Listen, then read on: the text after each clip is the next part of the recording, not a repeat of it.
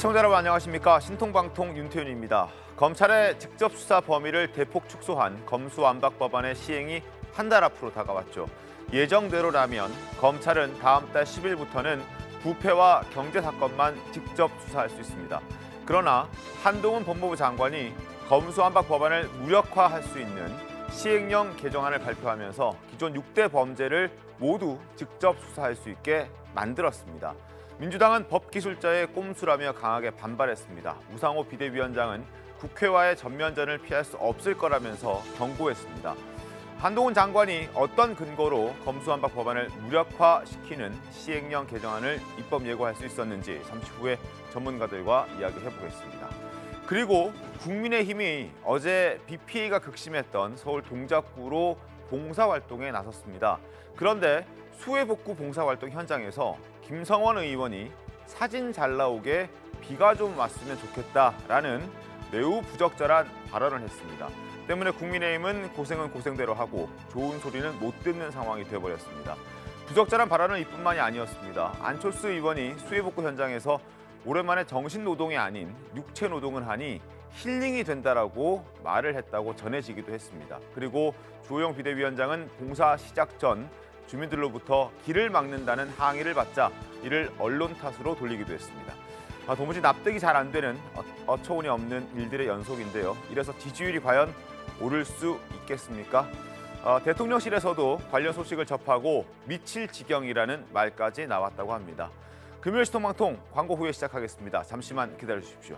금요일 신통방통 시작합니다. 검찰의 직접 수사 범위를 대폭 줄인 이른바 검수완박 법안 시행이 이제 한 달 앞으로 다가왔는데 그동안 검수완박 법안에 대해서 강도 높은 비판을 쏟아냈던 한동훈 법무부 장관이 검수완박 법안의 취지를 사실상 무력화하는 시행령 개정안을 발표했습니다.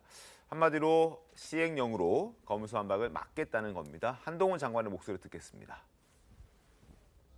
오늘 제가 설명드릴 내용은 검사의 수사 개시 범죄 범위에 관한 규정의 개정안 관련한 건데요. 나쁜 소식은 이게 좀 길다는 거고요.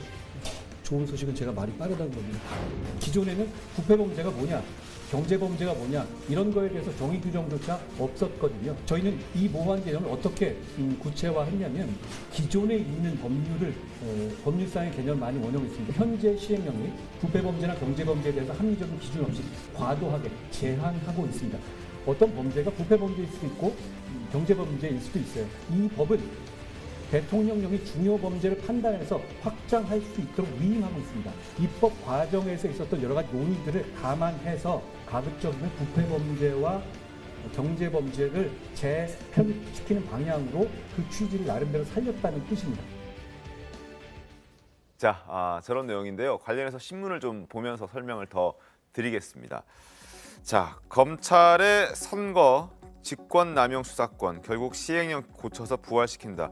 9월 10일부터 검수완박법이 시행될 예정이었는데 기존의 6대 범죄, 부패, 경제, 공직자, 선거, 방위, 사업, 대형 참사에서 2대 범죄로 축소가 됐죠. 직접 수사 권한이 부패와 경제였습니다. 그러나 부패와 경제에 대한 그 수사 해석을 좀 넓히면서 상대적으로 더 많은 6대 범죄까지는 아니지만 그래도 공직자, 선거, 그리고 방위사업 등등 2대 범죄보다는 조금 더 많은 혐의에 대해서 검찰이 직접 수사를 할 수 있게끔 시행령을 개정한 그런 상태입니다. 자, 어떻게 이렇게 국회에서 만든 법안을 시행령으로 무력화시킬 수 있었을까? 그 점이 의문인데 법무부가 내놓은 논리는 아주 간단했습니다. 화면 보면서 설명 더 드리죠.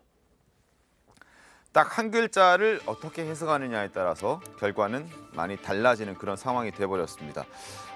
검찰청법 개정안 지난 4월에 발의된 것은 부패 범죄와 경제 범죄 중 대통령령으로 정하는 중요 범죄라고 되어 있었는데 본회의에 올라갔던 내용 법안에서는 이 경제 범죄 중에서의 중이 등으로 바뀌게 됐습니다. 결국 부패, 경제 범죄 외에도 다른 분야의 범죄도 대통령령으로 정해서 중요 범죄로 볼 수 있고 검찰의 직접 수사가 가능하다라고 법무부 한동훈 법무부 장관은 해석을 한 겁니다. 그 목소리도 직접 한 장관의 목소리를 통해서 한 번 더 확인해 보도록 하죠. 검찰청법은 부패범죄, 경제범죄 등 대통령령으로 정하는 중요범죄라고 규정하고 있습니다. 그래서 중요범죄의 구체적인 범위를 정부가 대통령령을 통해서 설정하도록 위임하고 있습니다. 올해 5월 바로 이 검수완박 검찰청법 개정 과정에서도 여러 논의 끝에 중이라는 문구를 등으로 환원해서 최종 의결한 점에도 명확히 나타납니다. 법사위에서는 처음에 중으로 법안을 만들었죠. 그러니까 그 두 개에 한해서 대통령령으로 정하라는 취지로 만든 것이었습니다. 그런데 정작 본회의에서는 등으로, 중이 다시 등으로 수정해서 의결됐습니다. 그러니까 그 의미를 혼동한 것도 아니라는 것이 속기록을 봐도 분명히 드러납니다. 뭐 기가 막힌 발상이다라는 평가도 있고요. 단 하나의 단어를 확대 해석해서 위법의 논란의 소지가 있다라는 지적도 나오고 있습니다. 전직 부장판사의 얘기를 보면 시행령은 단 하나의 문구를 확대 해석해서 위법 논란이 일어날 소지가 있다라고 얘기도 나오고 있는데 최병무 의원께서 어떻게 보십니까? 지금 한동훈 장관이 얘기했듯이 사실은 저건 통과될 때에도 논란이 있었어요. 네, 누가 물론입니다. 중, 예. 부패 경제범죄 중이라고 하는 걸 부패 경제범죄 등으로 바꿨느냐. 민주당이 바꾼 거잖아요. 네. 그래서 거기에 논란이 있었습니다. 그래서 이제 그 부분을 이제 한동훈 법무부 장관이 지금 파고든 건데 원래 부패범죄 경제범죄 이게 시행령에 규정이 돼 있습니다. 네. 돼 있는데 그거를 지금 바꿔서 이걸 좀 확대하는 거죠. 사실상 6대 범죄를 다 하는 건 아니고요. 예를 들어서 공무원 범죄 제외되잖아요. 네. 근데 공무원 범죄 중에서 뭐 직권남용 이런 것들이 이제 이번에 직접 수사 대상에 포함되는 겁니다. 그런 것들을 이제 부패 범죄로 포함시키는 거죠. 네. 그다음에 뭐 선거법도 선거법 수사를 앞으로 그 검찰이 다 할 수 있는 게 아니고 네. 그 중에 뭐 매수 및 이해 유도죄 뭐 이런 것들이 있거든요. 그런 것들을 경제범죄 이 범위에 포함시키는 거죠. 아마 그런 정도의 차이기 때문에 6대 범죄 그러니까 검수완박법 자체가 무력화된다. 이거는 좀 과장이고 그러니까 상당한 정도로 부패 범죄와 경제 범죄의 수사 범위가 넓어지는 거. 뭐 그거는 분명한 거죠. 그래서 글쎄 뭐 저는 법조인은 아니지만 네. 이 중과 등의 차이 네. 이걸로 미루어 볼 때는 뭐 그렇게 위법 논란이 생길 소지는 없다. 다만 이제 민주당은 반발하겠죠. 그거는 또 이제 별개의 차원으로 다뤄야 된다 이렇게 생각합니다. 어떻습니까? 그래서 이건 좀 문제가 좀 있어 보여요. 네. 일단 국회의 여소야대 상황에서 국회에서 처리하지 못한 부분을 이렇게 정부가 시행령을 통해서 그 무력화시키려고 하다 보면 분명한 무리수가 생기게 됩니다. 일전에 행안부의 그 경찰국을 신설하는 과정도 지금 국회의 반대에도 불구하고 시행령을 통해 가지고 이제 이걸 진행시켰어요. 네. 그렇게 되다 보면 결국 어떤 상황이 오냐? 일단 단기적으로 보면은 권력자의 의지대로 일은 진행될 수 있겠지만 이것이 시간이 지나서 부작용이 분명히 나올 것이고요. 이렇게 되면 이 평가를 누가 받냐? 권력을 휘둘렀던 사람들이 이 평가를 받게 되어 있습니다. 네. 그리고 지금 이것을 저희 이제 민주당 쪽에서는 꼼수다. 네. 심지어는 이거는 쿠데타다, 네. 시행령 쿠데타다 이렇게 얘기할 수밖에 없는 게 입법을 할 때는 국회가 입법을 할 때는 입법 취지라는 게 분명히 이제 존재를 하게 되는 거죠. 네. 이 취지는 뭐였냐? 검찰청법을 개정하게 된 이유는 네. 그동안 검사들이 직접 수사를 개시할 수 있었던 것을 6대 범죄로 규정을 했던 걸 2대 범죄로 줄이겠다라는 취지에서 개정을 하게 된 거예요. 그런데 이 개정한 것을 이 시행령에서 훨씬 더 많은 그 범죄들을 네. 부패나 경제로 묶어버렸기 때문에 이렇게 해서 묶이지 않을 법은 사실 어디 있습니까? 웬만한 건 다 돈이 연결되어 있으면 경제 사범으로 취급될 수 있고 그리고 말씀하신 것처럼 직권 남용 이걸 부패로 묶어버리게 되면은 이게 훨씬 더 커지게 되는 네, 거죠. 네. 이런 사안들을 이렇게 시행령을 통해서 하는 것이 과연 상위법인 이 법률을 네. 법률을 만드는 국회를 무력화시키는 방법으로 지금 사용되고 있다. 이런 것에 대한 문제를 제기하지 않을 수가 없는 거예요. 6대 범죄 중에 2대 범죄, 부패 경제를 제외한 나머지 이제 뭐 공직자라든지 선거와 관련된 부분들은 일단 경찰이 하게 되지 않습니까? 부딪히는 부분은 없을까요? 어제 발표를 할 때 네. 보면 우리 김 교수님이 잘 얘기를 하셨는데 한동훈 장관이 마치 국민들이 이제 이 검찰이 지금 사실상 되돌려놓은 거예요. 6대 범죄를 다 할 수 있도록 상당히 힘을 키워놨는데 네. 이렇게 검찰이 안 하기 때문에 국민들이 피해를 본다고 얘기하는데 사실상 지금까지 검찰이 직접 수사를 하는 비율이 채 1%도 되지 않은 걸 제가 통계 숫자를 봤습니다. 이미 경찰이 한 장관이 얘기했던 마약이나 조직폭력배 수사 잘해왔고요. 할 능력이 충분하다는 걸 우리 국민들이 압니다. 우리 앵커를 포함해서 우리 5명이 검찰 가서 조사받을 일이 뭐가 있겠습니까? 지금까지 보면 그러니까 본인들이 수사를 못하고 있어서 지금 나라가 큰 문제가 생겼다. 범죄의 역량이 뭐 상당히 저하됐다는 전 주장에 좀 동의하기 어렵고요. 이게 국민들한테 이런 뭐 상당히 위협적인 이렇게 경고성 발언을 하면서 이렇게 위기감을 느끼게 하려는 것 같은데 저는 네. 바람직하지 않다고 봅니다. 이미 돼 네. 있는 상태고. 네. 그리고 이게 저는 대통령과 한 장관도 뭐 검사 출신입니다마는 언제나 지금 윤석열 대통령 정부의 큰 원칙 중에 하나가 헌법을 준수하고 법과 원칙이라는 뭐 무슨 사안만 있으면 법과 원칙에 따라 하겠다 계속 말씀하는 거 아니겠습니까?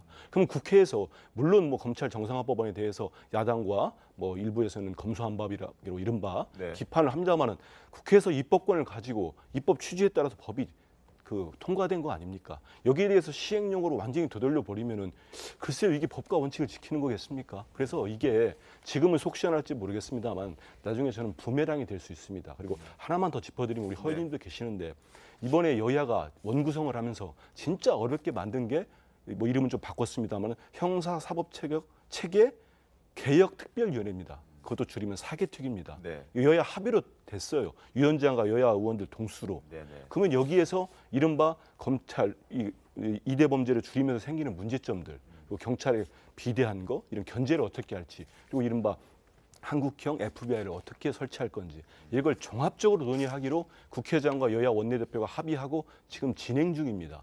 근데 정부가 나서가지고 이 법무부에서 이렇게 바꿔버리면 나중에 거기서 합의된 내용이면 다시 법 만들어서 시행령 또 바꾸자는 얘기입니까?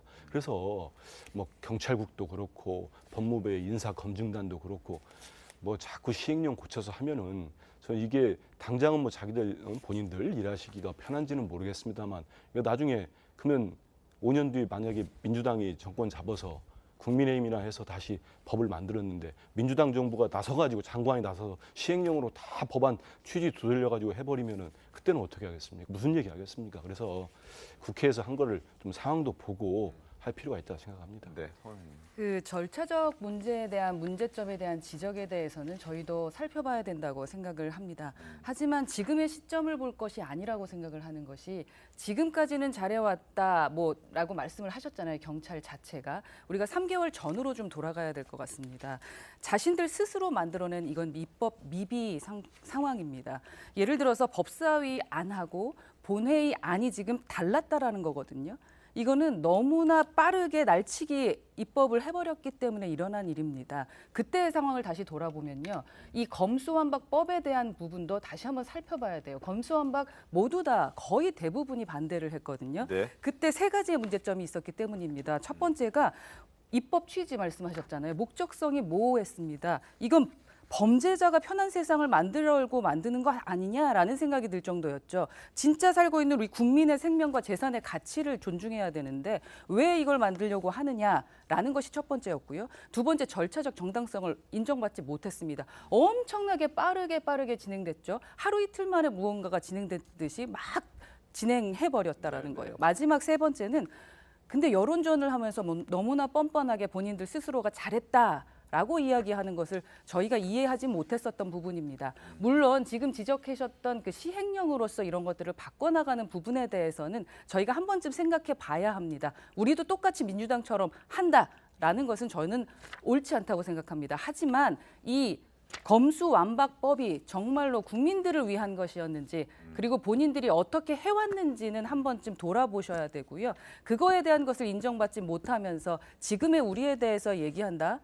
지금은 한 번쯤 이 객관적으로 바라봐야 된다. 이게 진짜 국민을 위한 건지에 대한 것을 그것이 우선이라고 생각을 합니다. 알겠습니다.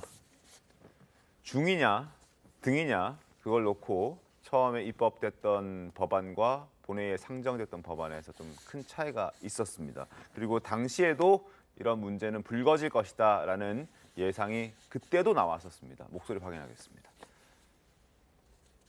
본 수정안은 이상과 같은 합의를 더욱 정확하게 반영하기 위하여 부패범죄, 경제범죄 중을 현행법과 같이 부패범죄, 경제범죄 등으로 수정하였습니다. 이는 검사가 부패범죄와 경제범죄에 한하여 수사를 개시할 수 있도록 한다는 입법의 취지에는 다름이 없습니다. 누더기 입법이라는 얘기도 있습니다.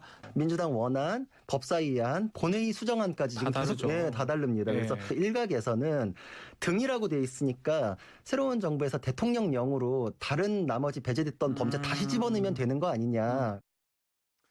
자, 저 때도 불거졌던 게 결국 현실이 됐죠. 그리고 특히 검수완박법안 통과 과정에서 각종 꼼수가 또 난무했던 그런 지적도 있습니다. 이로 인해서 또 민주당은 여러 가지 또 선거에서 패하는 결과까지도 나왔다는 평가도 있었는데 검수완박이 통과되는 그 당시의 모습 잠깐 보도록 하겠습니다. 무거운 책임감으로 임하겠습니다. 마지막 기회라는 위기감 속에 거취를 결정했습니다. 그러면 안건조정위원회는 사례를 선포합니다. 위원장님 뭐 사례입니까? 이게 지금 한 게 뭐 있어요? 자, 11분의 의원이 찬성했으므로 검찰청법 일부 개정 법률안 대안은 통과됐음을 선언합니다.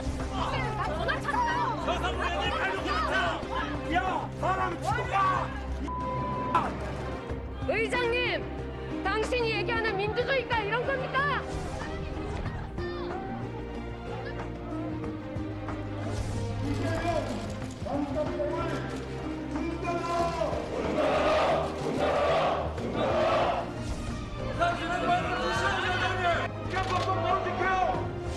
찬성 164인, 반대 3인, 기권 7인으로서 가결되었음을 선포합니다.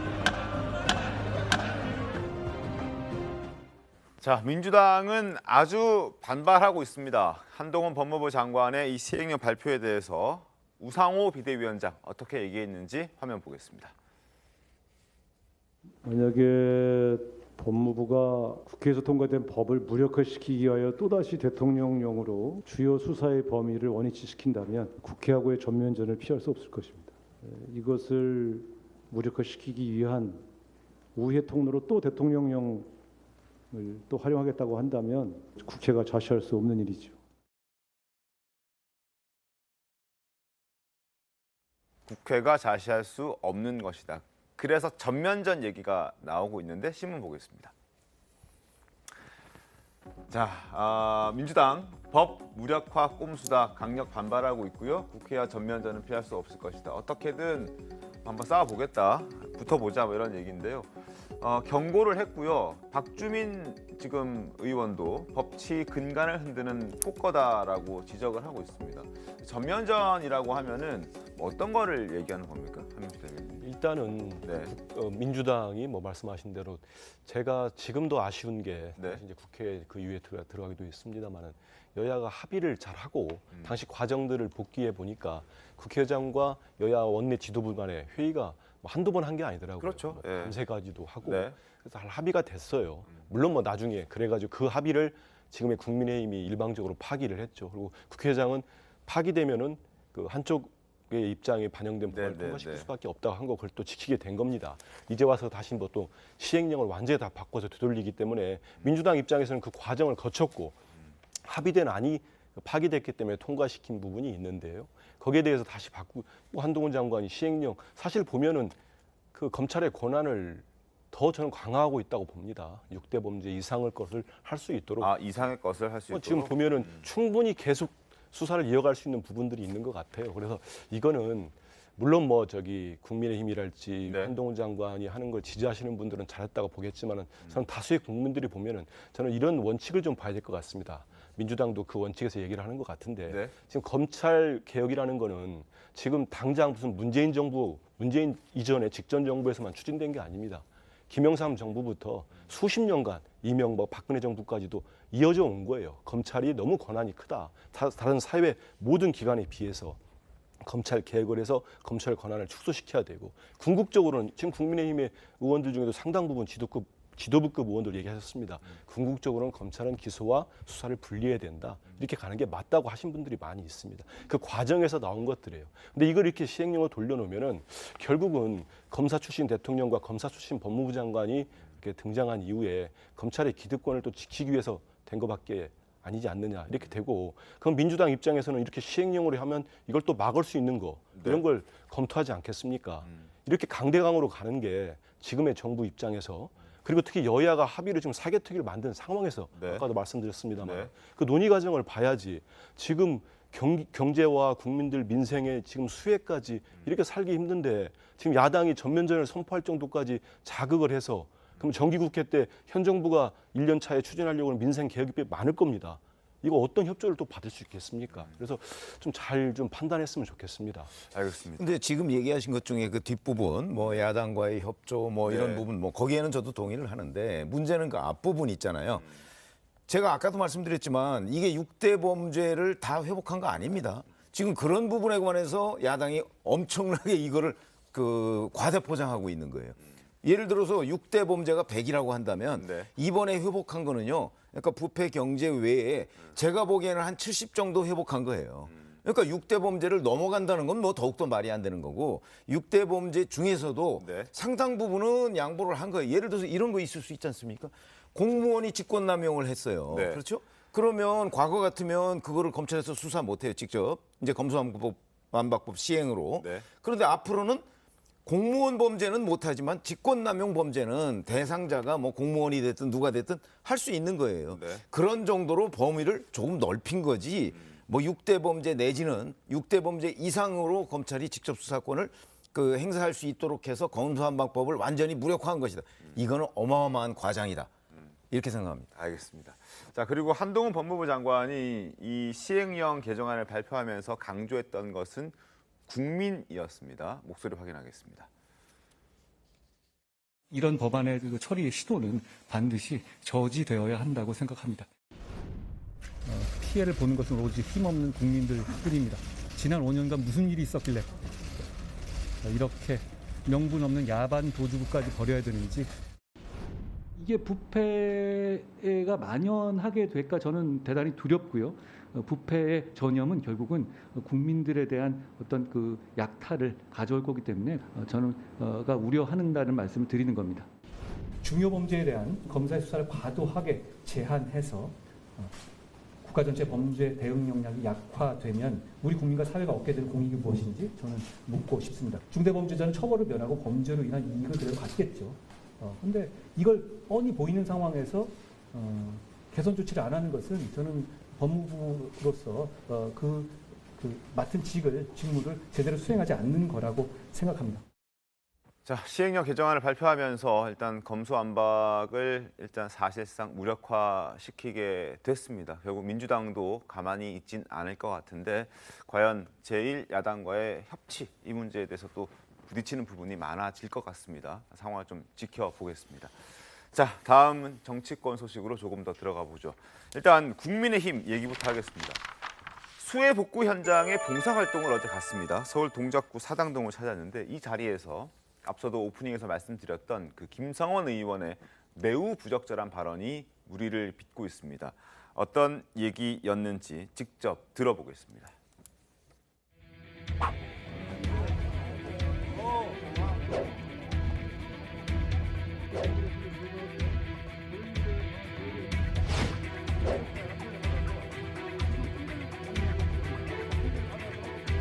정말 흉내만 내지 말고 정말 내 집이 수해를 입은 것처럼 최선을 다해서 일해주시길 바랍니다. 장난치거나 또 농담하거나 심지어 사진 찍고 하는 이런 일도 좀 안 해주셨으면 좋겠고,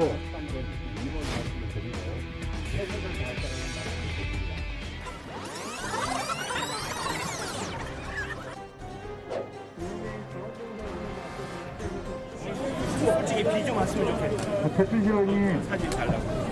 대표 지원이 아니 이쪽이 솔직히 비 좀 왔으면 좋겠어. 대표 지원이 사진 잘 나고.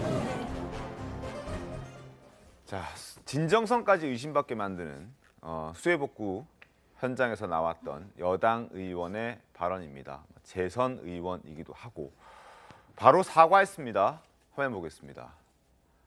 자, 엄중한 시기에 경솔하고 사려 깊지 못했다. 깊이 반성하고 사과한다라고 말을 했지만 한번 내뱉은 말은 쉽게 주워 담기가 힘들죠. 어떻게 됐습니까? 그렇죠. 아니 뭐 저 발언에 대해서 이렇다 저렇다 논평할 여지가 없는 네. 그런 정도의 부적절한 발언이죠. 그리고 그 발언을 또 주워 담는 과정에서 뭐 주호영 비대위원장이 일부 또 감싸는 듯한 표현을 했던 것도 잘못된 것이고, 네. 그러니까 저런 부분을 들여다보면 결국 지금 여당이 정권 교체가 이루어지고 난 다음에 긴장감을 놓치고 있다. 이제 이렇게 평가를 충분히 할 수가 있는 대목이라고 생각합니다. 헌 의원님 어떻습니까? 제가 뭐라고 진짜로 말씀을 드릴 수가 없는 상황인 것 같습니다. 네. 뭐, 유구무원이라는 사자성어가 어제 정말 많이 나왔는데요. 네. 저 또한 마찬가지입니다. 입이 100개라도 드릴 말씀이 없고 국민 여러분께 너무너무 죄송하고요. 현장에서 발 동동 굴르셨을 그 국민 여러분, 시민 여러분께도 너무 죄송하다는 말씀을 드립니다. 저희의 진정성을 이야기하는 것보다는 우선은 국민들을 불편하게 했던 부분에 대해서 반성하는 것이 우선이라고 생각합니다. 죄송합니다. 알겠습니다. 자, 어쨌든 뭐 사과를 여러 번 해도 부족하지 않죠. 근데 김 의원이 사과를 했고 방금 최병욱 의원께서도 잠깐 언급해 주셨지만 주호영 비대위원장도 이를 수습하는 과정에서 또 김성원 의원을 좀 감싸는 옹호하는 듯한 발언을 해서 또 한 번 논란을 키웠다라는 지적을 받고 있습니다. 그 목소리 확인하시죠. 김성원 의원님 발언하신 것 때문에 조금 문제되고 있잖아요. 각별히 조심하라고 지금 이 차원담원 정세에 안 올려놔 하지 말라고 주의를 줬는데도 김 의원이 장난기가 좀 있어요. 평소에도 그랬던 것 같아요. 여러분들 노는 데가 우리가 다 찍어보면 여러분들 나온 거 없는 거 하나 크게 봐줘. 흠 작은 거 하나 가지고 큰 뜻을 좀 그거 하지 말고. 저게 어찌 작은 겁니까? 저는 좀 조용 비대위원장님의 말씀이 이해가 안 돼요. 크게 봐달라. 그러니까 뭐 작은 말실수 하나 너무 부각하지 말고 꼬투리 잡지 말고 뭐 당신들도 어디 놀러 가서 찍히면은 저런 실수할 수 있지 않느냐 뭐 이런 취지였는데 적절하게 보이진 않습니다. 저는 좀 깜짝 놀랐습니다. 네. 사실 어제 저 행보가 주호영 비대위원장님 체제로 들어서고 첫 번째 공개 행사였거든요. 그렇죠. 그러니까 사실상 비대위가 이제 시작하는 날이었단 말이에요. 그런데 비대위가 시작하는 날 저렇게 부적절한 말이 나왔는데 그 말을 감싸려고 하는 모습, 이것을 과연 국민들은 어떻게 보고 계실까 하는 부분에 대한 좀 깊은 고려가 없으신 것 같아요. 만약에 저 자리가 수해 현장이 아니라면 뭐 웃고 농담하고 할 수 있죠. 그런데 비대위원장께서도 마이크를 가지고 저 그 수해 봉사활동 하기 직전에 맞습니다. 오늘은 웃지도 말고 봉사에 최선을 다해주고 사진 찍지 말고 장난치지 말고 농담하지 말고 이런 말씀을 하셨잖아요. 네.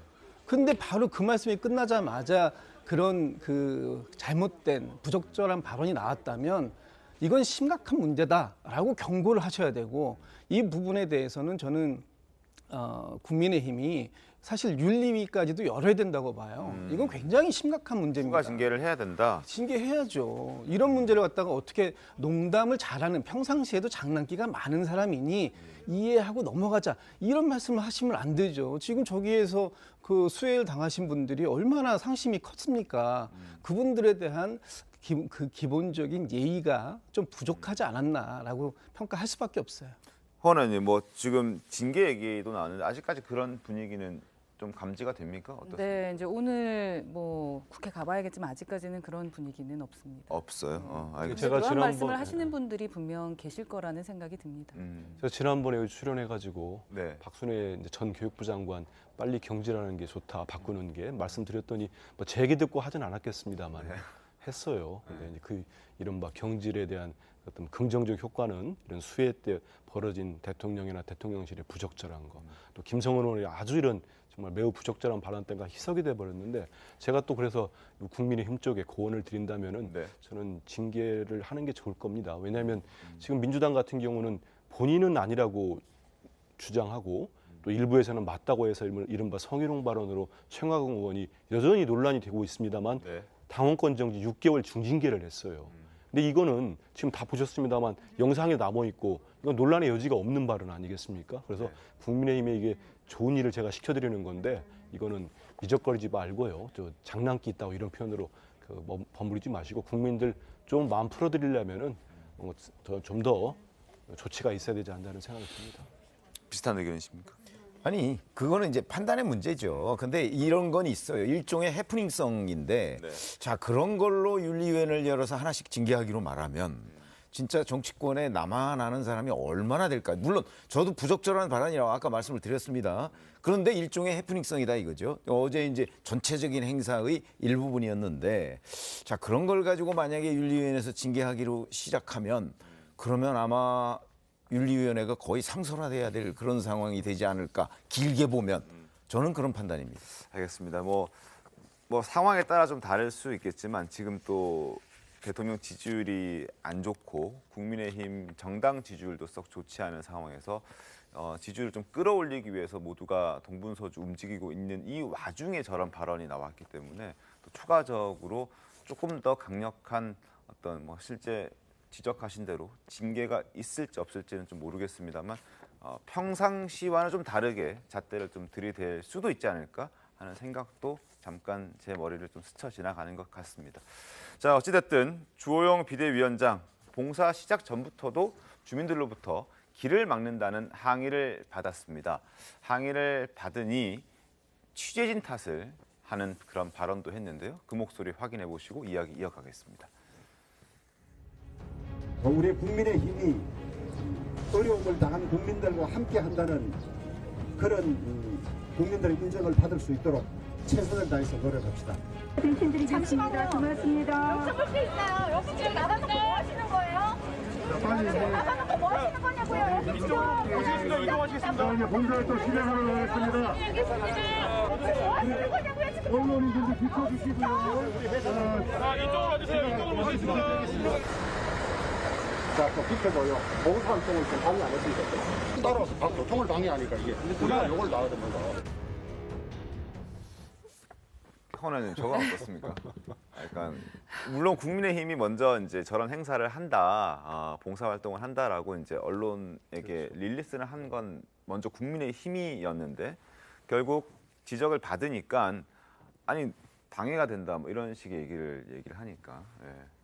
그러니까 의원들이 이러한 호우 상황이라던가 위험한 상황이 벌어졌을 때 현장에 가는 이유는 그 현장을 직접 방문해서 왔을 때 완전히 정책적 방향이 좀 많이 달라지는 것 같습니다. 현장에서 직접 정말 얼마나 많은 피해를 입으셨는지와 그리고 구민과 시민의 말씀들을 좀 많이 듣다 보면은 조금 더 그 정책이 빨라지고 있는 거는 사실인 것 같습니다. 그래서 저희가 약자와의 동행이라는 것을 하면서 지속적으로 현장에 가려고 하는 이유가 그것이고요. 그런데 이제 이러한 어떠한 원래의 목적과는 좀 다르게 사실은 현장에서 저희가 주의해야 할 부분들이 좀 있는 것 같습니다. 특히 저렇게 본인 스스로가 피해를 보고 지금 상처를 입으신 국민들은 상당히 예민하시더라고요. 저희가 예전에 호남에 가서도 봉사활동을 할 때 가장 주의했었던 게 그분들의 마음의 상처였습니다. 그냥 도와주지 않아도 돼요라고 하시는 분들도 사실 계셨었거든요. 그럼 그 집은 빼놓고 움직이는 경우도 있었고 또 그러면서 이제 조심스럽게 그분들의 상처에 더 다른 상처를 주지 않기 위해 노력을 많이 합니다. 그런데 이제 아무래도 이러한 모습들을 담고자 하는 또 그리고 우리가 담아서 국민들께 알려드려야 되는 부분들 때문에 취재진들이 이제 오셨던 것 같은데요. 근데 그 취재진들에게 이제 말씀을 나눌 때도 혹여라도 이제 그러한 생각이 들었다면 사실은 이제 몰래 불러다가 얘기하거나 둘이서 이제 좀 우리가 이렇게 됐는데 상황이 좀 이러저러 하니 좀 도움을 요청하겠다라고 말씀을 해주셨으면 더 좋았을 텐데 얼마나 당황스러우셔서 사실은 다선의 우리 비대위원장이 저러한 실수를 했을까 싶습니다. 그래서 이러한 부분은 사실 어떠한 핑계로도 국민들한테 이해를 받기는 좀 어려운 부분인 것 같고요. 아까 제가 처음에 말씀드렸던 것처럼 저희가 왜 이걸 시작했고 이러한 진정성을 국민들께 먼저 말씀드리기보다는 모든 것이 저희가 다 잘못한 부분이다라고 다시 한 번 더 죄송하다는 말씀을 드리겠습니다. 여기 대변인 계시지만 제가 보기에는 대변인실이 잘못한 것으로 보여요. 이건 무슨 얘기냐면 요즘에 기자들이 얼마나 많습니까? 그렇죠? 저런 식의 행사를 할 때는요. 그 기자들 숫자를 좀 최소화해서 갈 필요가 있어요. 뭐 예를 들어서 누구 뭐 문상을 가는 뭐 어떤 뭐 조문 정치 뭐 이런 걸 한다고 그랬을 때 그 기자들 그냥 통제 없이 전부 다 가게 되면 자칫 잘못하면 방해가 되고 저런 일도 마찬가지거든요. 그러니까 저런 상인들의 지적이 충분히 일리가 있어요. 거기 온 봉사활동 하러 온 사람은 한 뭐 10여 명 남짓인데 예를 들어서 기자들은 뭐 한 100여 명 모이면 이게 문제가 될 소지가 굉장히 커요. 그러니까 저런 건 뭐 여러 가지 방법이 있잖아요. 뭐 어플 기자 뭐 이런 방식도 있고 뭐 그런 거기 때문에 그 처음부터 기획을 그렇게 했어야 한다 이런 생각이 듭니다. 알겠습니다. 결론은 세심함이 부족했던 거예요.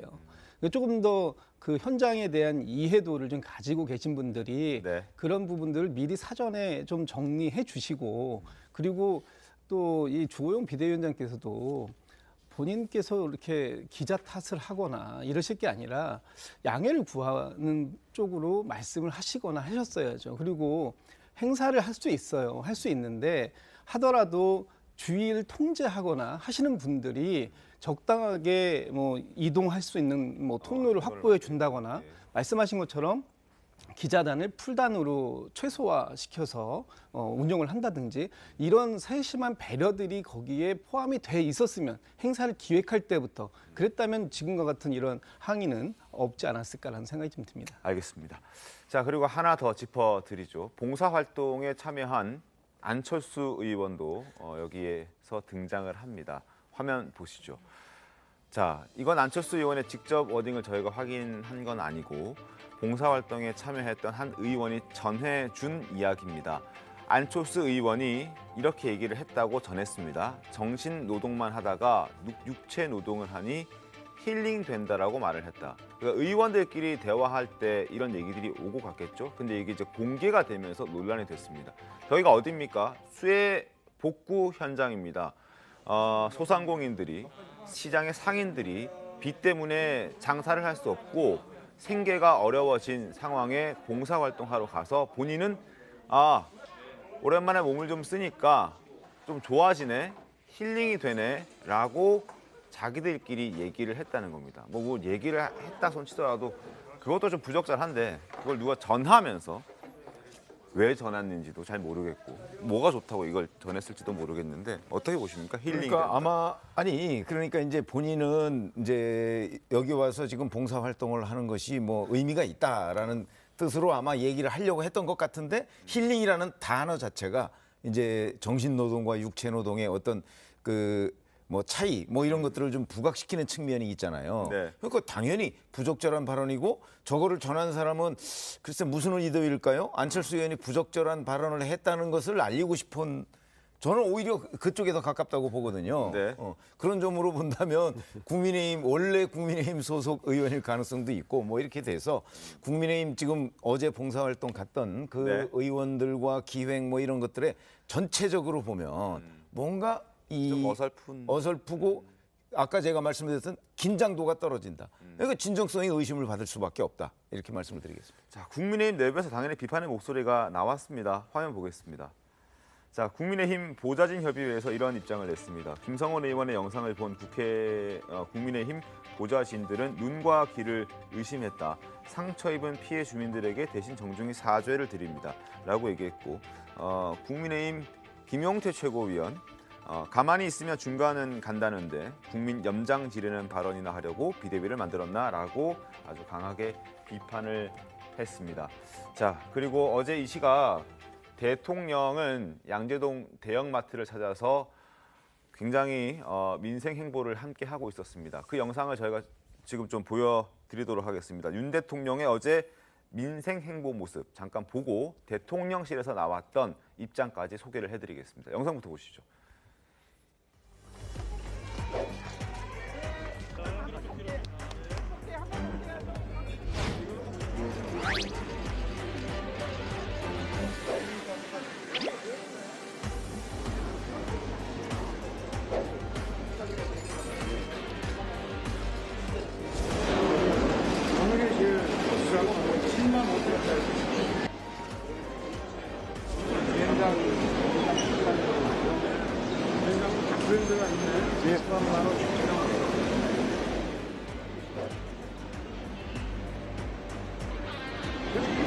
정부가 실천해야 되네. 저 지금 한 이제 뭐 여름에 대구에는 모닝 이렇게 배출을 안 하니까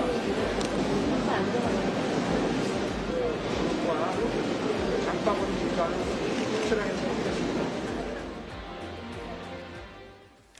자, 저런 상황이었죠. 대통령은 뭔가 어떻게든 국민들에게 다가가려고 노력하는 모습, 그리고 추석 연휴를 앞두고 조금이라도 지지율에 도움이 될 만한 행동들을 하고 있는 와중에 국민의힘 집권 여당은 봉사활동에 가서 김성원 의원이 불필요한 망발을 하는 바람에 논란이 됐습니다. 대통령실에서는 어떤 입장이 나왔는지 화면 보겠습니다.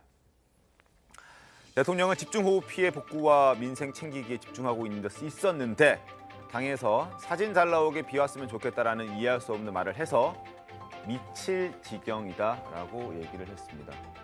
미칠 지경이다, 이해는 됩니다만 어쨌든. 그리고 하나 속보가 들어왔는데요. 주호영 비대위원장이 김성원 의원 윤리위 절차를 밟을 것이다. 저희가 조금 전에 징계가 필요할 수도 있을 것이다. 징계가 있을 수도 있을 것이다. 라고 조심스럽게 전망을 했는데 주호영 비대위원장이 11시에 대국민 사과를 하고요. 김성원 의원이 직접 나와서 대국민 사과를 하고 그리고 김성원 의원은 윤리위 절차를 밟지 않을 수가 없다. 절차를 피할 수가 없다. 밟을 것이다. 라고 얘기를 했습니다. 어떻게 보십니까? 아니 그건 국민의힘의 판단이죠. 네. 근데 저는 아까 말씀드렸듯이 사실은 이런 해프닝성 의원 발언을 놓고 윤리위 징계를 하는 것이 길게 보면 과연 적절하냐. 지금 이 시점에는 그 필요성이 있다고 하지만 그런 의무는 저는 든다는 거죠. 네. 이렇게 되면 앞으로 윤리위 징계받을 사람들이 굉장히 많아지고 그걸로 인한 갈등 이 당뿐만 아니고 민주당도 마찬가지일 겁니다. 네. 그렇게 그래서 좀 이렇게 판을 좀 크게 봤으면 어떨까 싶은. 사과 분명히 해야 되고요. 이런저런 문제점이 있지만 그 발언 하나의 해프닝성 발언으로 윤리위 징계까지는 그건 좀 과한 거 아니냐 하는 게 제 개인 생각입니다. 근데 저는 좀 생각이 좀 말씀하신 것처럼 해프닝으로 볼 수도 있겠습니다만은 좀 다른 게 지금 보면은 쭉 나오는 대로 주호영 비대위원장 그렇지 안철수 의원도 저 발언 직접 하셨는지 모르겠습니다만은 전환 의원인데 저렇게 얘기하셨다면은 저는 어제 가셨던 분들의 진정성 의심받을 수밖에 없다고 생각을 합니다. 현장 가서 하신 분들 반면에 어제 어디 보니까 태영 의원 같은 경우는 같은 국민의힘 의원인데 네. 어디 안 알리고 진짜로 땀 흘리면서 강남 자기 지역구 가서 봉사활동을 하더라고요. 그래서 저는 이런 일정 공지해가지고 기자들 많이 오니까 기자들 당신들 때문에 일 못한다고 탓하고 이런 거 하지 말고 어제 한 40분 정도 가셨다면서요. 40분 네. 정도면 진짜 비공개로 가서 동작 가서 구슬땀을 흘렸다면은 그거 요즘이 어떤 세상입니까? SNS가 됐든 다 회자가 될 거고 알려질 겁니다. 네. 그랬을 때 국민의힘 의원들이 진정성이 있구나 이런 생각이 들고요. 좀 전에 앵커가 말씀하신 대통령실에 미칠 지경이다. 저는 다른 데에서 미칠 지경이라고 하는 거는 동의합니다만은 대통령실의 핵심 관계자 미칠 지경이라고 하소연하는 건 동의하지 않습니다. 저분들이 일가족 참사 현장에 대통령 가서 이렇게 보던 사진을 카드 홍보 뉴스 뿌린 분들. 그다음에 수석이라는 분은 방송 나와가지고 대통령이 비 온다고 퇴근 안 하느냐. 이런 발언들을 하신 분들이 당 탓을 할 저는 자격이 있나 싶고요. 그래서 하나 또 제가 자꾸 조언 드리면 이루어지기 때문에 그런데 대통령께서는 대통령실에 대한 정말 추상 같은 엄격한 인적 쇄신을 해야 된다고 봅니다. 카드뉴스 저렇게 만든 사람들 실무자 탓하지 마시고 책임자들 인사조치 해야 된다고 봅니다. 알겠습니다. 지금 국민의힘 상황 조금 전에 속보까지 저희가 전해드렸는데요. 일단 김성원 의원의 부적절한 발언으로 인해서 윤리위 절차를 피할 수 없을 것이다라는 주호영 비대위원장의 발언까지 저희가 전해드렸습니다. 아무래도 상황이 여러 가지로 복합적으로 좀 어려운 상황이다 보니까 좀 극단적인 어떤 선택을 하는 것 같다는 생각도 드는데 국민의힘 상황은 여기서 조금 잠깐 정리를 하고 박민영 대변인 얘기를 조금 해드리도록 하겠습니다. 최근에 대통령실 청년 대변인으로 발탁이 됐는데 극우 성향의 온라인 커뮤니티에 부적절한 용어를 썼다라는 의혹에 휩싸였다고 합니다. 박 대변인이 쓴 것으로 의심이 된다라는 그런 내용이 퍼지고 있는데 관련해서 일단 박민영 대변인은 본인이 쓴 건 아니다. 동생이 썼다라고 해명을 했습니다. 해명과 관련해서도 또 논란이 증폭되고 있습니다. 먼저 해명부터 들어보겠습니다. 실명이 나오지 않는 커뮤니티의 과거의 글을 가지고 일단은 뭐 문제 제기하는 건 부적절하다고 생각을 하는데 저도 지금 알아보고 있는 상황입니다. 일단 제가 과거에 좀 그런 계정들을 좀 가족끼리 어릴 때부터 공유를 해왔었거든요. 그래서 이 2살 터울 동생이 이제 몇몇 게시글을 작성했다라고 제가 이야기를 전해 듣고 좀 삭제 조치를 해달라고 요구를 했었는데요. 그래서 근데 그 외에 사실 뭐 너무 낭설들도 많아서 제가 일일이 다 대응하기는 어려운 상황입니다. 자, 자기 신의 동생이 있는데 2살 어린 동생이 있는데 같은 아이디를 사용한다. 그래서 자신이 쓴 게 아니라 동생이 썼다라고 해명했고 민주당에서는 믿기 힘들다. 해명이 좀 일반적이지는 않은 것 같아요. 그 아이디를 만드는 게 정말 어려운 시절이었다면 하나의 아이디를 가지고 여러 사람들이 공유할 수 있다 치지만 아이디 만드는 게 그렇게 어려웠을까요? 그렇다고 해서 그 아이디를 가지고 동생이 나도 모르게 내 아이디를 가지고 다른 어떤 글들을 어디에 가서 썼는지도 확인을 안 할 정도로 그 정도의 가족관계에 신뢰가 있는지는 모르겠습니다만 지금 저 해명은 사실 좀 충분한 해명은 아닌 것 같아요. 그래서 어쨌든 간에 부적절한 용어, 소위 얘기하는 일배 용어라는 그런 좀 과격한 좀 사이트에서 얘기들이 있었던 것들이 문제가 된다면 저 같으면 동생이 썼든 내가 썼든 1차적으로 그 부분에 대해서는 사과를 먼저 하는 게 맞다라고 보여지고요. 이 문제는 뭐 사실 뭐 지역적인 문제일 수 있어요. 하지만 이 문제를 이제 문제 삼는 건 이런 정도의 인식을 가지고 있는 사람이 지금 대통령을 보좌하러 들어가는 상황이지 않습니까?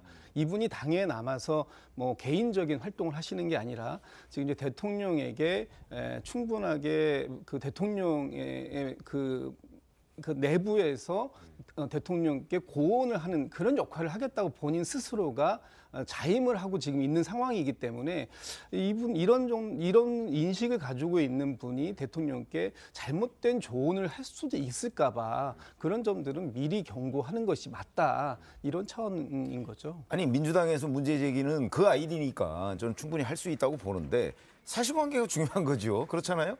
자꾸 뭐 이런 인식 하는데 동생의 인식에 대해서 형이 책임져야 할 이유는 없는 거 아닙니까? 다 성인인데. 그런 점에서 본다면 자 이게 박민영 그 대변인이 쓴 글이 맞느냐 안 맞느냐 이걸 따져야지 자꾸 그 뭐 못 믿겠다 이렇게 나오는 거는 저는 하여튼 사실관계를 규명을 하고 나서 뭐 공격을 해야 된다 이렇게 생각합니다. 알겠습니다. 자, 국민의힘 상황 조금 더 저희가 들여다보도록 하죠. 비대위 체제로 이제 전환이 됐고 17일 이전에 어떻게든 비대위를 정상적으로 출범시키겠다는 게 목표입니다. 그러나 일단 비대위를 구성을 해야 되는데 비대위원으로 사람을 구하기가 쉽지가 않은가 봅니다. 일단 윤핵관 이미지가 옅은 의원들에게 제안을 했다고 하는데 다 거절했다면서요.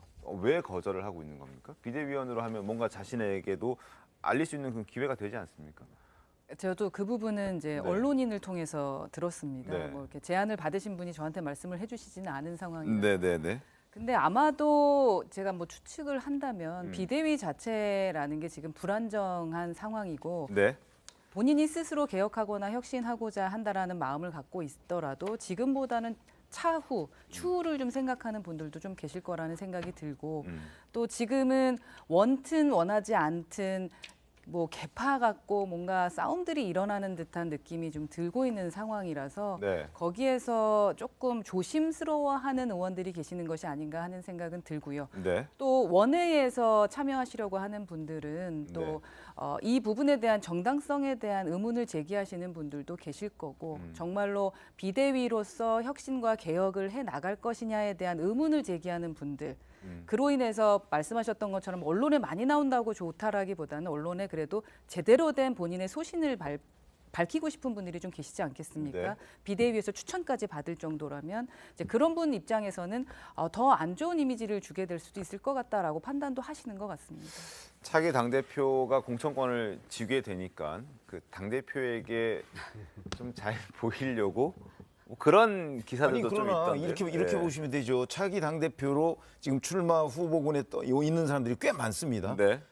근데 뭐 다 거기로 가는 건 아니죠. 근데 오히려 그보다는 자, 주호영 비대위가 그냥 뭐 혁신형, 관리형 뭐 앞에 뭐 굉장히 수식어가 많이 붙잖아요.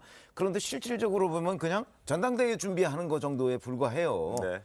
그러니까 비대위원으로 가서 뭐 그렇게 역할이 있을까?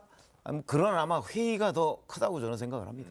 효과가 있을까? 그래서 오늘 한 언론 보니까 신문을 보니까 비대위원으로 가서 고생할 그 시간에 차기 당권을 지게 될 그 후보들에게 차라리 줄을 서는 게 더 낫다라고 이렇게 아주 노골적으로 기사를 써놓은 곳도 있더라고요. 그래서 이제 뭐 거절하는 경우들이 허다하다 하는데 뭐 그건 그렇고, 그리고 당연직으로 참여하게 되는 원내대표를 또 어떻게 할지도 계속 고민거리가 있는 것 같습니다. 의견은 상당히 다양합니다. 일단 그들의 목소리부터 확인하겠습니다. 권성동 원내대표 재신임 얘기가 좀 나오는 것 같더라고요. 일종의 이제 그런 절차를 통해서 좀 더 본인이 원내대표직을 수행하는 데 있어서의 정당성도 가질 수 있고요. 아니 이게 무슨 코미디도 아니고 지금 이 사건의 어떻게 보면 원인이 되시는 분이 권성동 의원이 되실 수 있는데 본인은 원내대표직을 유지하면서 비대위원이 된다? 그건 누가 봐도 이상하잖아요. 본인께서 빨리 사퇴하셔야 된다고 생각되고요. 책임 있는 쪽에서 그 당 최고 의사결정기구에 또 들어가는 건 문제가 있지 않느냐라는 주장인데, 권성동 대표가 지도부의 비대위에 들어가게 되면 이런 그 비판적인 그 시선을 의식해서 좋은 역할을 하도록 노력하는 게 좀 필요하지 않나 싶습니다. 자, 상당히 다양하죠. 그리고 주호영 비대위원장도 사실 우려를 좀 드러냈습니다. 윤핵관들은 조금 이 선으로 물러나주는 게 좋겠다. 그러나 고민을 거듭하고 있는 것 같습니다. 당연직인 원내대표는 뭐 어떻게 하겠느냐 뭐 이런 얘기도 하는데 주호영 비대위원장의 목소리도 확인하겠습니다. 저는 윤핵관이 구체적으로 어떤 분을 말씀하시는지 잘 모르겠어요. 몇 분쯤 되는지. 그런데 이 상황이 이렇게 어려운데 책임이 있다고 생각되는 분들은 비대위에 참여하기 어려운 것이 아닌가 그렇게 생각을 합니다. 비대위원 구성 관련해서 좀 생각해 두신 외부 인사가 있는지. 이제 추천도 들어오고 있고 뭐 이래서 오늘 내일 그 일에 집중하려고 합니다. 원내대표나 그 정책위의장은 당연직으로 이제 들어가는 걸로 알고 있는데 지금 현재 계신 분들도 그 지금 이번 비대위에 포함되는 거에 이제 당연 그 수순으로 이어질지 하면서 그것도 고민해 보겠습니다. 자, 어제 국회 이제 본청에서 기자들이 권성동 원내대표에게 비대위 참여 반대 여론이 꽤 있는데 어떻게 생각하느냐라고 했을 때 말도 안 되는 소리라고 이제 참여 의사를 나 참여할 거다라고 얘기를 했다고 하는데 뭐 어떻게 될까요, 이거? 아니 권성동 원내대표가 원내대표직을 내려놓지 않겠다고 자꾸 얘기를 하면 방법은 없어요. 그렇잖아요. 네. 그런데 이제 문제는 저게 이제 국민의힘 당내에서는 뭐 통할지 모르겠으나 자 이제 국민의힘 밖에 있는 사람들, 네. 뭐 중도나 뭐 민주당 지지자는 뭐 말할 것도 없고 중도나 이런 사람들이 만약에 봤을 때 권성동 원내대표가 이 사태의 책임이 가장 큰 사람이잖아요. 문자 그 공개. 내부 총질 문자가 공개됨으로써 이렇게 됐는데 그 사람이 이 사태를 수습하기 위한 비대위원으로 참여한다는 것이 과연 동의할 수 있는 대목이냐? 저는 아니라고 보거든요. 네. 그러니까 저거는 당내에서는 먹힐지 모르지만 당 밖에서는 전혀 동의를 받지 못하는 것이다. 그러니까 거기까지 얘기하면 이제 권성동 원내대표가 어떤 식으로든 이걸 선택을 해야 되는데 계속 밀어붙이면 결국 당 밖에 동의 못하는 층을 양산하는 모양새가 되겠죠. 주말쯤이면 아마 비대위원들이 결정이 되지 않을까 싶은데요. 한번 지켜보겠습니다. 과연 권성동 원내대표의 어떤 결정이 있을지 지켜보도록 하겠습니다. 그리고 내일 이제 13일 예고했던 대로 이준석 대표 기자회견합니다. 어떤 얘기가 나올지 굉장히 궁금해지는데요. 아마 자신의 억울함과 절차적인 문제점 이런 것들을 강하게 지적을 하겠죠. 과거 이 대표가 했던 얘기들을 한번 들어보면서 저희가 예상을 좀 해보겠습니다. 목소리부터 확인하시죠. 지금 경찰 수사도 저는 받지 않은 상태예요. 그러니까 저는 지금 완전히 정치적인 상황 속에서 정무적인 상황 속에서 지금 이게 돌아가는 거거든요.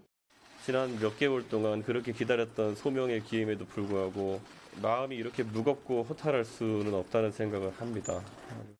제가 증거인멸을 교사했다는 직접적인 어떤 증거나 아니면은 그런 거에 대한 뭐 확신을 가질 만한 상황은 전혀 없었고, 근데 분위기상 보니까 왠지 교사했을 것 같다 이런 거 아닙니까? 자, 그리고 주호영 비대위원장 어제 수해 복구 현장에서도 이준석 대표와 관련된 질문을 받았습니다. 화를 냈다고 합니다. 때와 장소에 맞는 질문을 해라. 여기는 그런 질문을 받을 곳은 아니다. 비대위원장이 됐을 때 접촉을 시도해서 꼭 만나서 정치적으로 해결하겠다라고 얘기했던 모습과 어제 질문을 받았을 때 격양된 모습을 보였던 모습까지 확인하겠습니다. 당에 걱정이 되지 않은 그런 선택을 할 거라고 기대를 합니다만은 빠른 시간 안에 이준석 대표께 연락을 드려서 만나고 싶습니다. 이준석 대표와는 연락을 해보셨나요? 언제쯤 만날 건지. 다각도로 접촉 노력을 하고 있습니다.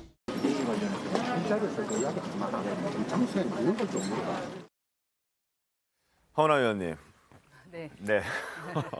자, 이준석 대표가 내일 기자회견 하는데 뭐 내용은 저희가 뭐 지금 예상하는 것보다 내일 기다렸다가 확인해 보는 게 좋을 것 같긴 한데 주호영 비대위원장 측과 연락은 계속 하고 있습니까? 혹시 연락이 안 된다는 얘기도 있고 만날 가능성은 있습니까? 어떻습니까? 현재 상황에서? 제가 지켜본 주호영 비대위원장은 네. 지속적으로 연락을 하기 위해 노력을 하실 거라고 이 대표는 생각을 연락을 하고요. 받았다 그래요? 뭐라고 얘기합니까? 이 대표하고도 제가 직접적 연락을 하고 있지 않은 상황이라서 그 부분은 저도 언론과 페북을 통해서 듣고 있습니다.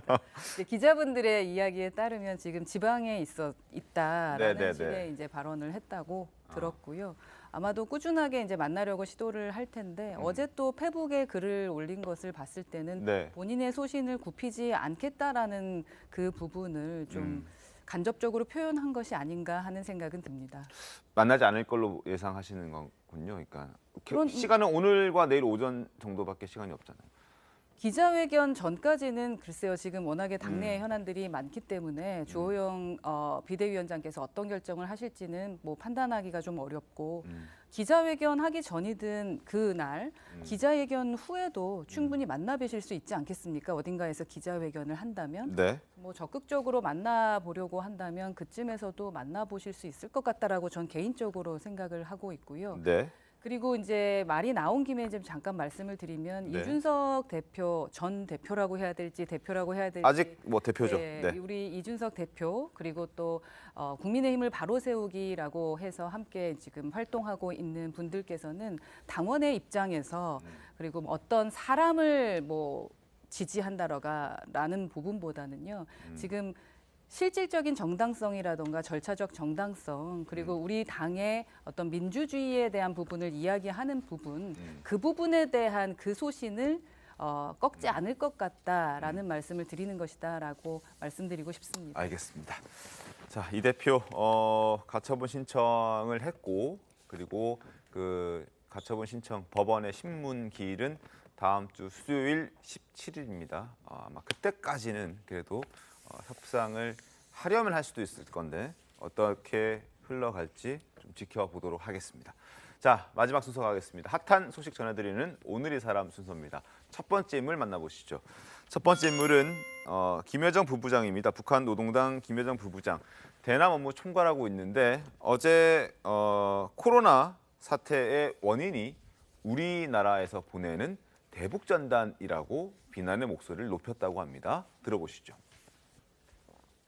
우리가 얼마 전 전염병 발생 경위를 설명했듯이 전선 가까운 지역이 초기 발생지라는 사실은 남조선 것들을 의심하지 않을 수 없게 하였으며 색다른 물건짝들을 악성 비루스 유입의 매개물로 보는 것은 당연합니다. 우리는 반드시 강력한 대응을 해야 합니다. 대응도 아주 강력한 보복성 대응을 가해야 합니다.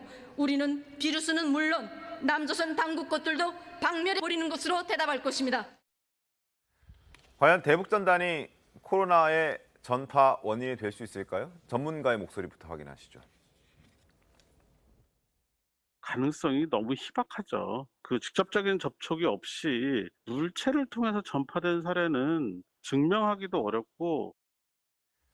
최병민 위원님, 결국 말도 안 되는 얘기로 우리 공격의 명분을 만들려고 하는 것 같은 느낌인데. 그런 것이죠. 네. 결국 이제 북한에서 코로나19가 굉장히 창궐을 했고 뭐 최근에는 뭐 없어졌다고 주장을 하지만 그것도 믿을 수 없는 거고 네. 아마 그런 부분에 대한 그 자기들의 어떤 정책 실패, 방역 실패 뭐 이런 거를 이제 남한 쪽으로 전가시키기 위한 거 아니겠습니까? 그런 의미에다가 또 하나는 뭐 조만간에 가능성이 있는 어떤 도발.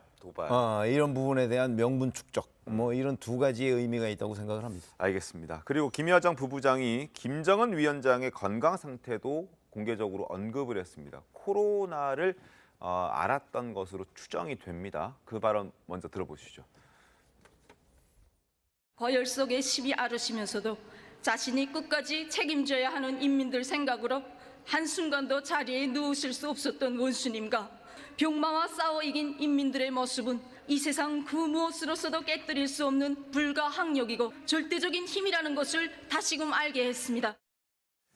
사실 하정은 평론가님, 이제 최고 지도자의 건강 상태도 보안 아닙니까? 예. 저거를 알린다는 거는 좀 의미가 있지 않을까 싶기도 한데. 저게 최고 기밀이고요. 북한 당국 측에서 저렇게 최고 지도자의 건강에 대해서 직접 언급을 한 것이 이번이 처음이라고 합니다. 네. 굉장히 이례적인 일이 벌어진 건데 저 김여정 부부장이 이야기한 말 속에 그 답이 있거든요. 국난이라는 단어를 썼거든요. 네. 그러니까 북한 상황이 지금 초비상이라는 거고 그렇게 비상인 상황 속에서 이제 북한 주민들이 생각할 때 지금 당국이 잘못해서 우리가 이렇게 고생하는 거다라고 생각을 하면 북한 그 지도자들이 지배자들이 위험해질 수 있잖아요. 네. 그러니까 지금 국민들만 고생하는 게 아니다. 우리 최고 지도자도 똑같이 고생했다. 다 같이 걸렸다. 나쁜 건 우리가 아니라 남한이다. 이렇게 화살을 남한으로 돌리기 위해서 이번에 김정은 이 위원장의 건강 문제까지 얘기를 한 것 같은데 지금 국정원 보고에 따르면 네. 김정은 위원장이 코로나19 예방 접종을 하지 않은 것으로 그렇게 이야기가 나오고 있습니다. 알겠습니다. 어쨌든 북한 소식 잠깐 전해드렸고요. 두 번째 인물 만나보겠습니다. 두 번째 오늘 이 사람 주인공은 바로 한국 여자 핸드볼 청소년 대표팀입니다. 자, 먼저 영상부터 보겠습니다.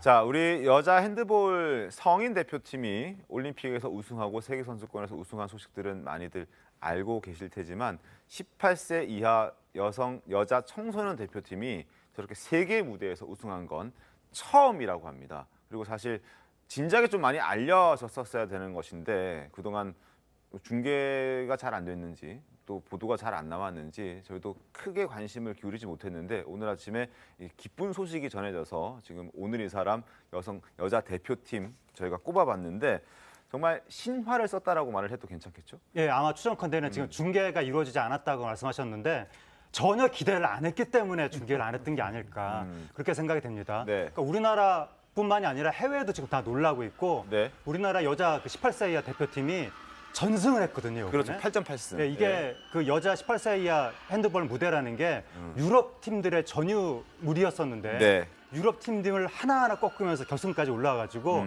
지금 절대 강국이라고 할 수 있는 덴마크까지 꺾은 거예요. 네. 후반 한 11분 정도까지 우리나라가 뒤처지다가 막판에 역전을 해서 우승을 했는데 네. 정말 또 하나의 금자탑을 쌓은 것이고 우리나라가 신장이 작거든요. 유럽 선수들보다. 네. 근데 속도와 조직력으로 그걸 이겨내서 네. 마지막에는 유럽에서도 화제가 되다 보니까 유럽의 다른 나라 대표 선수들이 다 우리나라 선수들을 응원하는 그런 일들이 벌어졌고 우리나라 팀이 우승하고 난 다음에 네. 기념 촬영할 때 관중석을 배경으로 유럽 다른 나라 선수들이 다 함께 이렇게 막 응원을 하면서 네. 그렇게 기념 촬영을 했습니다.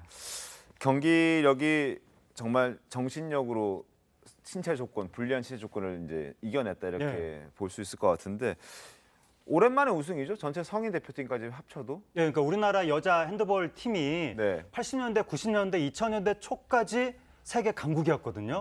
80년대, 90년대 올림픽 우승도 했었고 그런데 최근에는 좀 변방으로 밀려났다.